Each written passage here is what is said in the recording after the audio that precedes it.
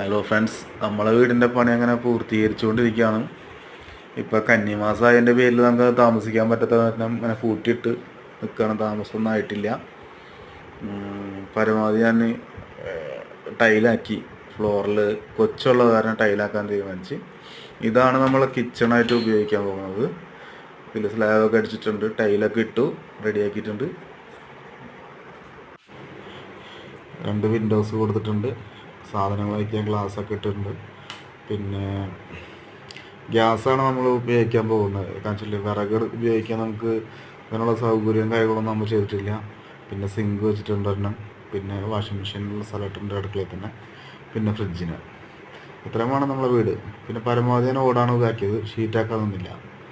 ചൂട് കാരണം നമ്മൾ ഷീറ്റിൽ നിന്നും മാറ്റി ഓടിലേക്ക് വന്നു.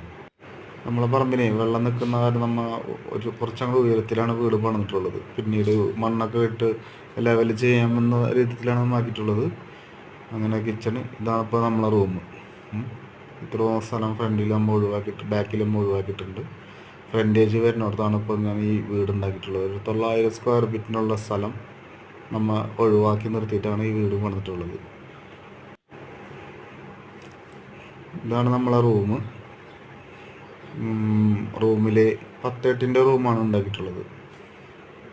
പിന്നെ നമുക്ക് 2 പേരും ഒരു കൊച്ചും മാത്രമേ നമുക്ക് കൂടെ ഉള്ളൂ. ഇപ്പോൾ തൽക്കാലം കൊച്ചു വളരുന്നവരെ നമുക്ക് ഇതിൽ താമസിക്കാനുള്ള സെറ്റപ്പ് ഉണ്ടാക്കിയിട്ടുണ്ട്. കർട്ടനും കാര്യങ്ങളൊക്കെ അടിച്ചിട്ടുണ്ട്. പിന്നെ